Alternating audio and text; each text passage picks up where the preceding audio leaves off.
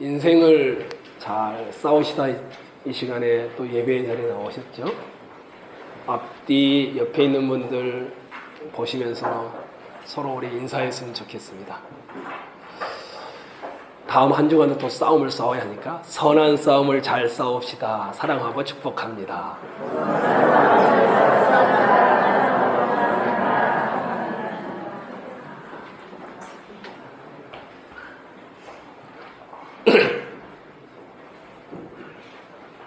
양을 치고 있었습니다.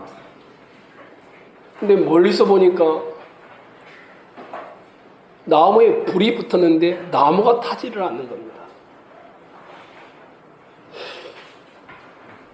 광야 생활 40년 만에 특이한 광경을 보았던 모세가 이상하다, 자세히 보아야 되겠다 하고 가까이 가서 봅니다. 근데 모세야, 모세야, 하나님이 부르신 겁니다. 내가 서는 것은 거룩한 땅이니 신을 벗어라. 신을 벗고 납작 엎드렸습니다. 내가 너를 고난받고 노예로 있는 이스라엘, 애굽에 살고 있는 그들을 위하여 애굽에 보낸다. 내가 그들을 출애굽시킬 것이다. 이렇게 말합니다. 모세가 가기 싫습니다. 그랬더니 하나님께서 지팡이를 던져봐라. 던졌더니 뱀이 되어집니다. 다시 집어봐라. 집었더니 다시 지팡이가 되는 겁니다. 그래도 가기 싫습니다. 손을 넣어봐라. 넣었더니 뺐더니 문둥병이 들어있습니다. 다시 손을 넣었다 했더니 다 나왔습니다. 나일 강물을 떠가지고 왔더니 이 강물이 피로 변합니다. 이제 가라. 하나님, 나는 입이 둔한 자입니다. 못 가겠습니다. 하나님이 아론이라는 말 잘하는 형을 붙여줍니다. 가라. 그래도 안 가겠다고 하니까 하나님께서 십보라를 통하여 할례를 행하게 하고 애굽 땅에 기웃고 보냅니다. 이렇게 보냈으면 어떻게 했습니까? 가서 성공해야죠. 가서 바로요. 하나님의 백성 이스라엘은 하나님을 예배하는 사람들입니다. 절기를 지켜야 하오니 보내주십시오. 바로가 그래 가라. 이러지는 않습니다. 요것들 봐라. 그러더니 원래 노동을 시켰는데 거기에다가 가종을 시킵니다. 집을 주지 않습니다. 게다가 채찍질을 가합니다. 생산량을 달성하지 못하면 더 힘들게 합니다. 얼마나 힘들었는지 사람들이 모세와 아론을 보면서 너 때문에 우리가 바로의 눈에 미운 물건이 됐다. 원망을 합니다. 아니 이것 때문에 모세가 탄식을 하면서 나는 더 이상 못하겠습니다. 이렇게 말을 합니다. 그런데 하나님이 다시 모세를 보냅니다. 모세야, 너는 바로에게 신과 같이 될 것이다. 내 형 아론은 대언자 정도가 선지자가 될 것이다. 이렇게 말을 합니다. 그러니 가라. 못 가겠습니다. 가라. 내가 내 백성을 출애굽시키겠다. 이 정도 됐으면 어때야 됩니까? 이번에는 성공해야죠. 그렇죠? 모세에게 다시 사명을 줍니다. 가라. 너는 다른 말 할 필요 없다. 내가 내 입에 명령한 것만 바로에게 그대로 전해라. 그렇게 말을 합니다. 2절에 그렇게 되어 있습니다. 내가 내게 명령한 바를 너는 내 형 아론에게 말하고 그는 바로에게 말하여. 이렇게 되어 있습니다. 그렇게만 하면 되어집니다. 그런데 3절이 이상합니다. 그 정도 했으면 하나님이 이제는 칼을 들고 애굽을 다 쓸어버리든지 바로를 죽이든지 심판을 하든지 했어야 되는데 3절과 4절을 보십시오. 내가 바로의 마음을 완악하게 하고 내 표징과 내 이적을 애굽 땅에 많이 행할 것이지만 4절을 보십시오. 바로가 뭐라고 합니까? 너희의 말을 듣지 않을 것이다.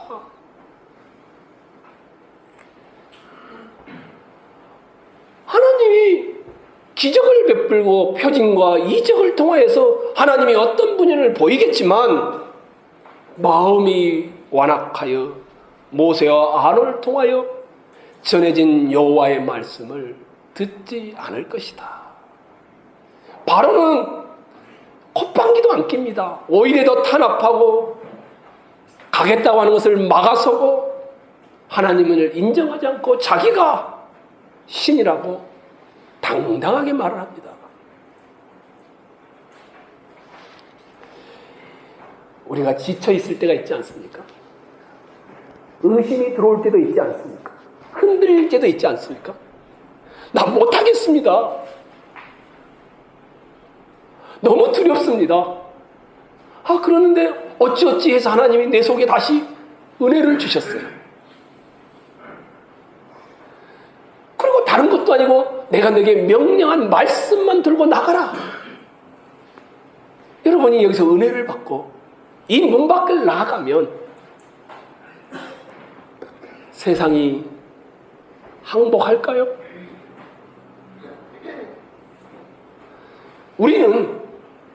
우리가 옳고 우리가 믿는 하나님은 전능한 하나님이시며 우리를 이끄시는 아버지 하나님은 우리에게 새 힘을 줍니다. 사모하는 자들에게 반드시 새 힘을 줍니다. 우리는 나아갈 때 주신 말씀을 붙들고 나아갑니다. 자기가 신이 되어 있는 이 세상이 여러분들을 환영할까요? 하나님이 역사의 주인이심을 저는 믿습니다. 430년 전에 아브라함에게, 이삭에게, 야곱에게 약속한 바를 아무도 모르고 있는데 하나님은 그 약속대로 이루어 가시는 섭리자임을 믿습니다. 하나님은 승리하실 것을 믿습니다. 하나님은 이스라엘뿐만 아니라 온 천하가 여호와 하나님이 어떤 분인지 알게 하실 것을 믿습니다. 그런데 창조주 하나님을 믿는데, 구원자 하나님을 믿는데, 하나님의 섭리를 믿는데, 심판자 하나님을 믿는데, 여러분과 저의 현실은 여전히 답답하다는 겁니다. 오늘날로 말하면 하나님이 저 갑들을 한번 싹 쓸어버렸으면 좋겠는데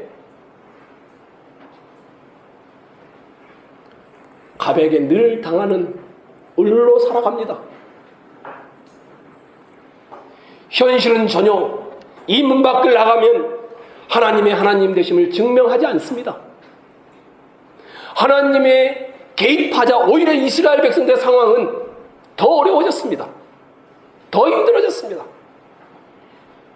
문제가 그것입니다.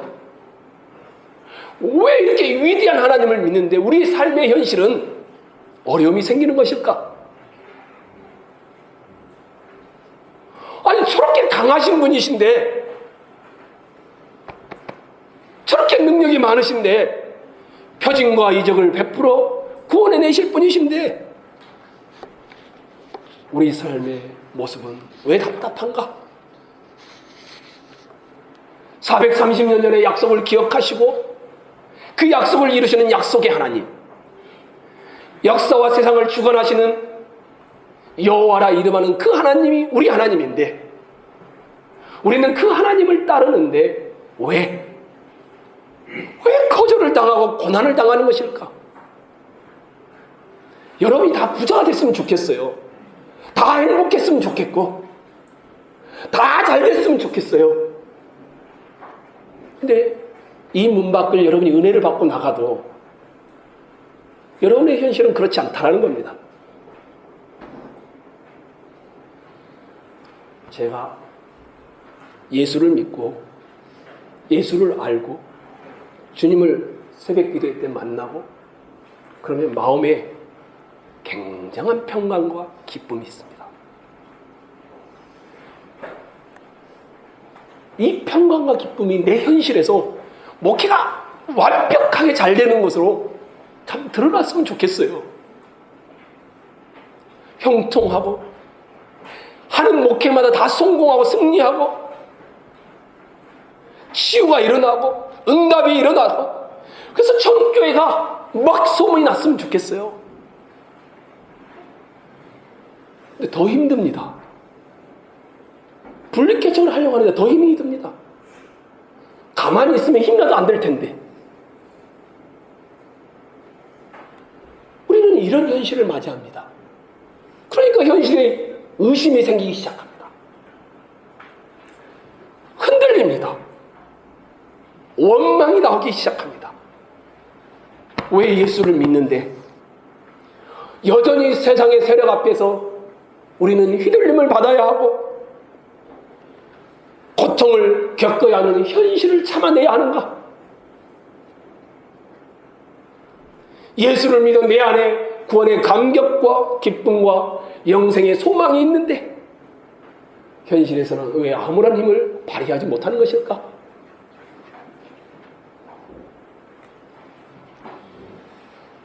여러분 그렇지 않습니까? 믿음이 약하기 때문일까요? 어떻게 생각하시나요? 하나님의 음성을 들려주지 않았기 때문일까요? 신비한 치유와 기적이 없기 때문일까요?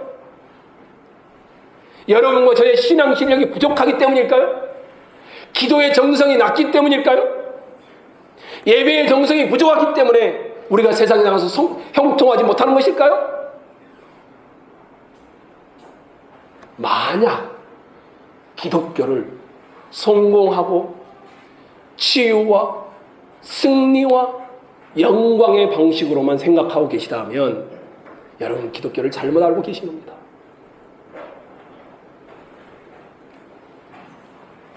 성경을 한번 찾아보겠습니다. 요한복음 15장입니다.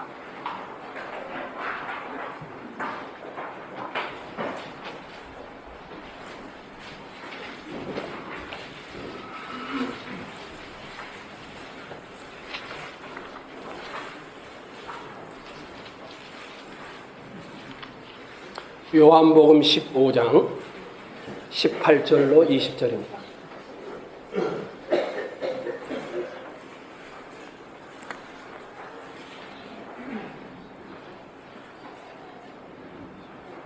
같이 읽겠습니다. 세상이 너희를 미워하면 시작. 세상이 너희를 미워하면 너희보다 먼저 나를 미워한 줄을 알라. 너희가 세상에 속하였으며 세상이 자기의 것을 사랑할 것이나 너희는 세상에 속한 자가 아니요 도리어 내가 너희를 세상에서 택하였기 때문에 세상이 너희를 미워하느니라.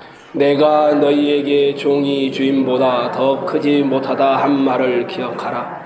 사람들이 나를 박해하였은즉 너희도 박해할 것이요 내 말을 지켰은즉 너희 말도 지킬 것이라. 예수님이 친히 하신 말씀입니다. 예수님을 믿고 하나님의 백성이 되면 야야야 세상에 속하지 않는 탓에 세상이 너희를 분명하게 미워한다. 구원을 얻고 이 땅에서 믿음의 결실을 기대하는데 승리를 갈망하는데 믿음의 결실, 믿음의 영광, 승리는 예수님의 말씀에 따르면 이 땅이 아니라고 합니다. 예수 백성이 됐으면 반드시 세상이 문 밖을 나가는 동시에 여러분을 미워하게 되어 있답니다. 이것이 우리가 사는 현실입니다. 여러분과 저는 구원을 받았습니다. 그런데 승리하는 방식으로 오늘이라는 현실을 우리에게 주지 않았습니다. 구원받았으니 바로 천국으로 가지도 않습니다. 구원 얻는 자로서 바로가 버티고 있는 세상 속에 살아가야 합니다. 여러분이 살아갈 이 세상은 이스라엘 백성들을 표현대로 하면 채찍과 핍박과 압제와 횡포와 이간질과 원망이 난무하는 무서운 세상입니다. 세상은 오히려 하나님이 없다라고 말합니다. 마치 영원할 것처럼 계속해서 자기 힘을 쓰고 환경과 시간 속에 살고 있습니다. 게다가 이 세상은 그 배후에 죄라는 세력이 영향을 미치고 있어서 신자가 살기는 너무 어렵습니다. 바로가 그랬던 것처럼 세상은 여러분이 이 문 밖을 나가는 동시에 여러분이 예수 믿는 티만 내도 여러분을 조롱할 것입니다.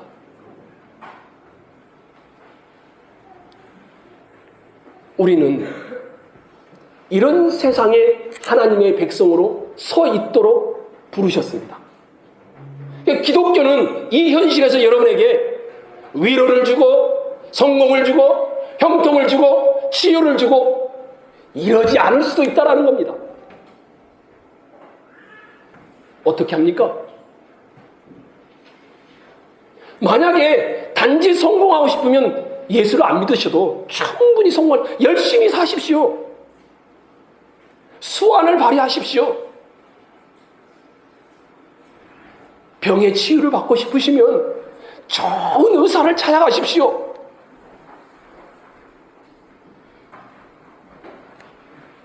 우리는 세상의 질서나 가치나 흐름에 역행하고 거스르는 자로 부름을 받고 있습니다. 이것을 사도 바울이 너무 잘 표현해 놨습니다. 갈라디아서 5장 16절로 17절에 이렇게 되어 있습니다. 내가 이르노니 너희는 성령을 따라 행하라. 그리하면 육체의 욕심을 이루지 아니하리라.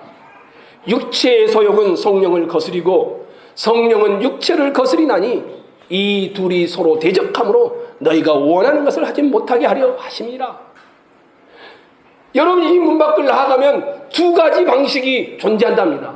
하나는 육체의 방식대로 사는 것이고 다른 하나는 성령의 방식대로 하는데 이 둘은 같이 갈 수 없답니다. 항상 대적한답니다. 그러면서 여러분 보고 뭐라 하냐면 성령의 방식으로 살아가라 이렇게 말합니다. 성령의 방식으로 산다면 뭘까요?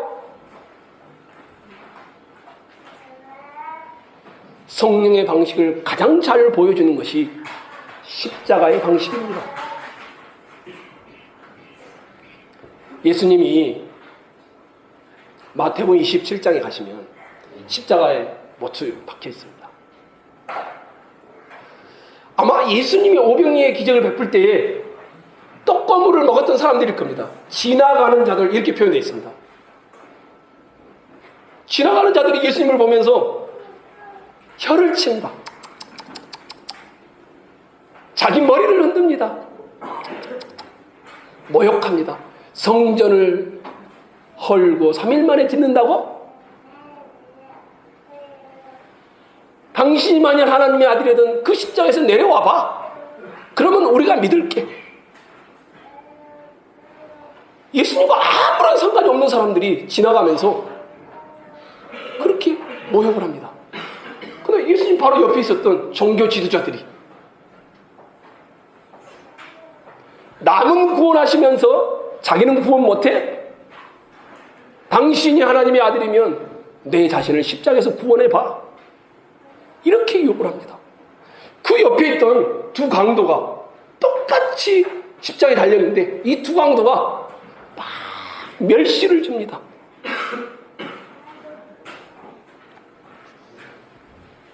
근데 예수님은 나 같았으면 성질이 나서라도 십자가에서 내려와서 자기를 멸시하고 조롱하는 사람들은 짠! 하고 힘을 한번 보여줬을 것 같아요.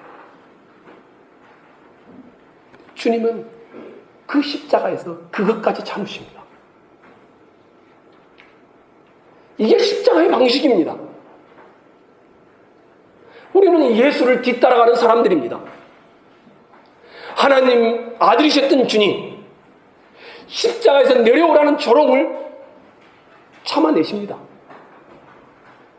내려와서 기적으로 힘으로 하나님의 아들됨을 증명하라는 저들의 요구를 힘과 기적으로 증명하지 않습니다. 십자가의 죽는 모습으로 십자가의 방식을 선택하십니다. 여러분은 이 문 밖을 나가면 환영받지 않습니다. 신자가 아니라면 괜찮습니다. 신자로 산다라면. 그런 여러분에게 방식이 있습니다. 육체를 따르는 방식이 있고 성령을 따르는 방식이 있습니다. 성령의 방식은 십자가의 방식으로 사는 것입니다. 어떻게 하시겠습니까?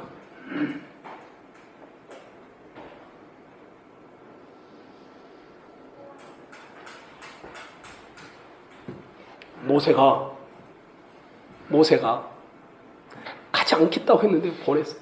실패해서 더 이상 나는 못하겠습니다. 절망과 상실에 빠졌는데 바로에게 신이 되게 하겠다. 내 형은 선지자가 되게 하겠다. 가라. 그 정도 했으면 이제는 성공시켜줘야 되는 거 아니에요. 근데 하나님이 보내면 뭐라고 하냐면 바로가 너희의 말을 거절할 것이다. 나갔는데 또 듣지 않을 것이랍니다. 환영하지 않는다라는 겁니다. 우리는 그런 세상에 십자가의 방식대로 살도록 부름을 받았습니다. 이 삶이 싫으면 기독교가 무엇인지를 모르는 겁니다.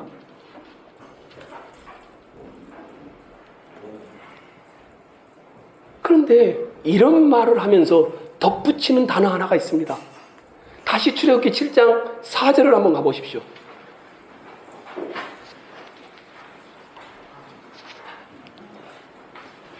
앞에 있네요. 앞에 한번 보시고 읽겠습니다. 시작.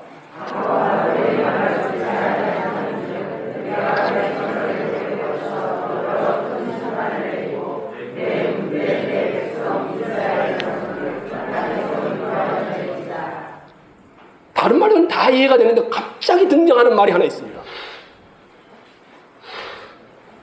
그 노예로 있는 우리식으로 하면 을도 아니죠. 아주 신분이 천한 이스라엘 백성들을 하나님이 뭐라고 부르냐면 뭐라고 부릅니까? 뭐라고 합니까? 내 군대 내 백성 이런 표현을 씁니다. 그러니까 하나님의 백성을 군대라고 묘사합니다. 모세는 출애굽을 시켜 나아가는 이 과정 중에 하나님의 백성들이 하나님이 나 알아서 하겠지 가만히 있지 않았다는 겁니다. 싸움으로 묘사를 하고 있습니다. 싸움으로. 나중에 출애굽기 13장을 가면 이스라엘이 가방을 메고 짐승들을 데리고 막 출애굽에 나갑니다. 뭐 아무 때나 싹 나간 것 같죠. 근데 여기에 쓰였던 단어가 뭐냐면 항오라는 단어를 씁니다. 항오. 이스라엘 백성들이 항오를 지어 나아가더라.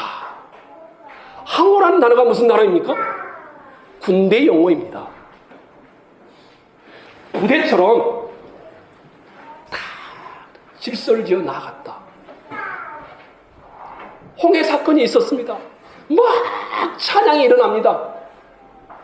근데 그 찬양 중에 하나가 뭐냐면 하나님을 뭐라고 하냐면 워리어 용사로 표현합니다.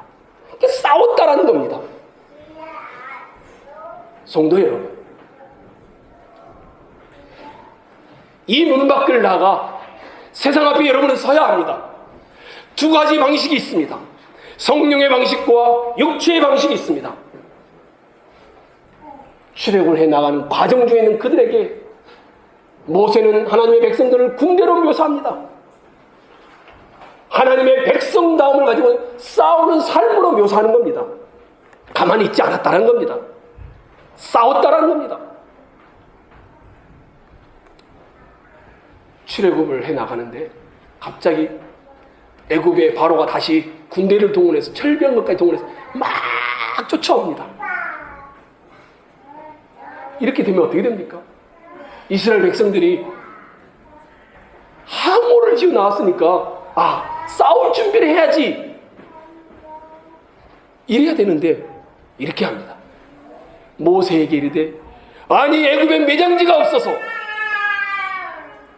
당신이 우리를 이끌어 이 광야에서 죽게 하는가?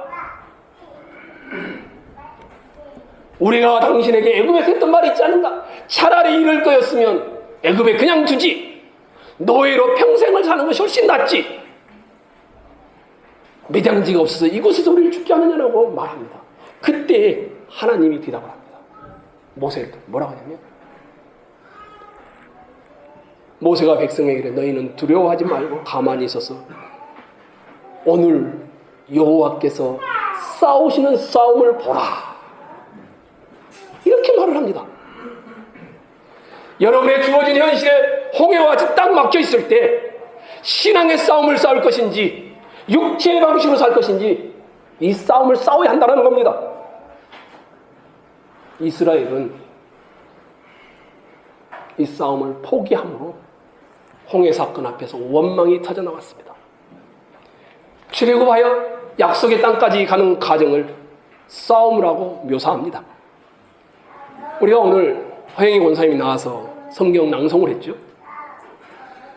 사도 바울이 자기 인생의 마지막을 표현합니다. 디모데후서 4장 7절을 한번 보여주십시오.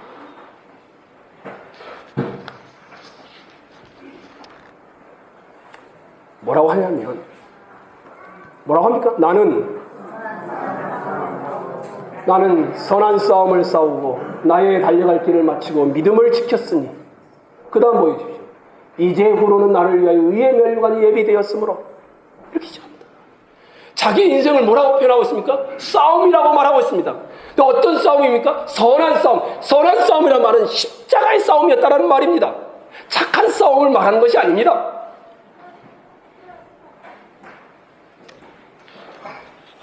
우리 예수님이 십자가에서 바로 달리시기 전에 겟세마네 동산에 가서 기도를 합니다. 얼마나 이 십자가가 힘든 것이었는지 이렇게 표현합니다. 고민하고 슬퍼하사 내 마음이 매우 고민하여 죽을 지경에 되었으니, 예수님이 이렇게 말합니다. 그러면서 뭐라고 하냐면, 하나 내 원대로 마옵시고 아버지의 원대로 되기를 원하나이다. 주님도 십자가 이 고난 앞에서 싸움을 싸웠다는 겁니다. 그러면서 제자들에게 뭐라고 하냐니까 이렇게 말합니다. 너희가 나와 함께 한 시간도 이렇게 깨어 있을 수 없더냐? 시험에 들지 않게 깨어 기도하라. 싸우라는 것입니다. 우리는 싸워야 합니다. 십자가의 방식을 드러내는 싸움을 싸워야 하고 육체의 방식을 드러내지 않는 싸움을 싸워야 합니다. 그러면 십자가의 방식을 드러내는 싸움은 어떤 싸움일까요? 예수님이 죽기 하루 전에 자기 사람들을 사랑하는데 끝까지 사랑합니다. 그러면서 예수님이 탁 겉옷을 벗습니다. 겉옷을 벗고 여기다 수건을 낍니다. 그리고 배에다 물을 가져옵니다. 그리고는 무릎을 꿇습니다. 제자들의 발을 씻기기 시작합니다. 아니, 한 사람 씻기 가는데 베드로 차례가 왔습니다. 베드로가 깜짝 놀랍니다. 어찌하여 주께서 내 발을 씻으시나이까? 이 말은 그럴 수 없다라는, 어떻게 스승이시고 주님이신 분이 제자이고 천한 나를 씻을 수 있습니까? 낯설었던 겁니다. 베드로가 주님의 방식으로 보면서 낯설었습니다. 우리가 세상에 나가서 싸우는 방식은 이겁니다. 상식의 방식이 아닙니다. 세상 사람들이 좋아하는 건 나도 하고 하지 말라는 거 하지 않는 이 정도의 싸움이 아니라는 겁니다. 낯설음의 방식입니다.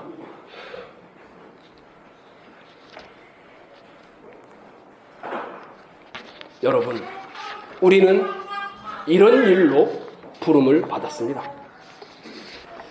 지난 수요일 날 그 6월 6일 그 현충일이었지 않습니까?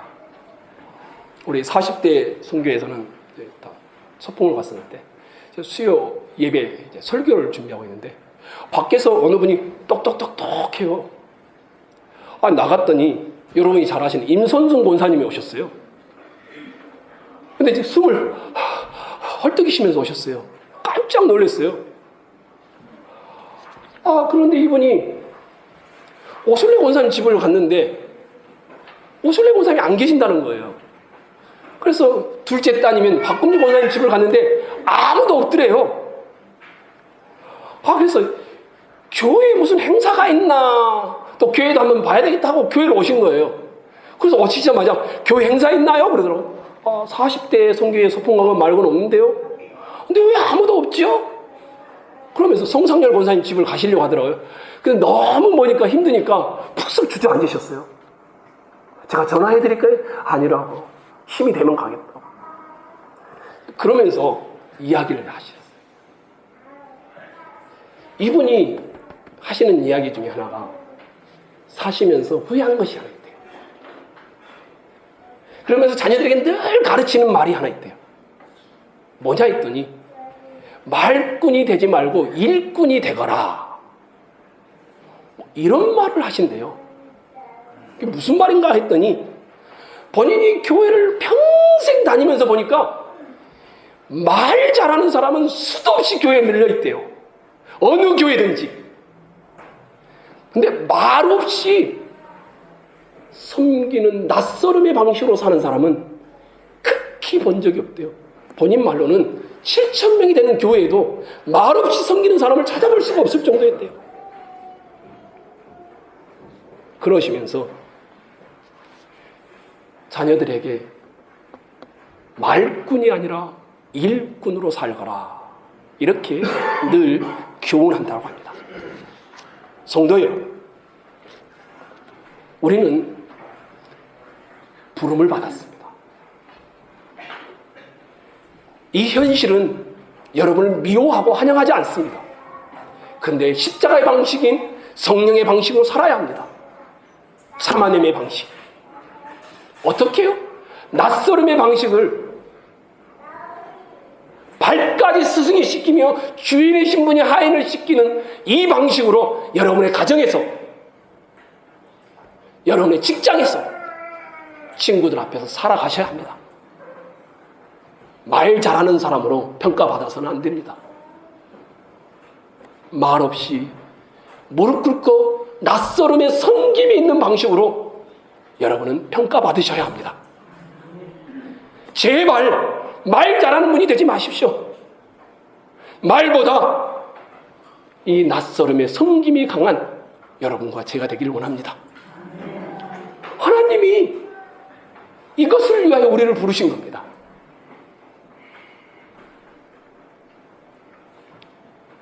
말씀을 정리하겠습니다.